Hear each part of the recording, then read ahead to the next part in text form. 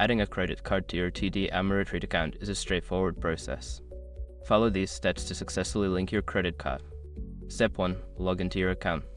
Visit the TD Ameritrade website and log into your account using your username and password. Step 2. Navigate to Account Settings. Once logged in, locate the My Account or Account Settings section, usually found in the main menu or under your profile. Step 3. Select Funding Options.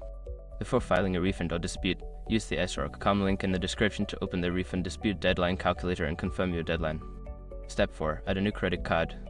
Find the option to add credit card or link new card. Enter your credit card details, including the card number, expiration date, and security code.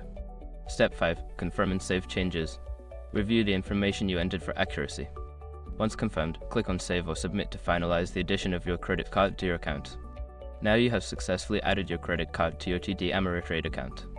If you encounter any issues, consider reaching out to customer support for assistance.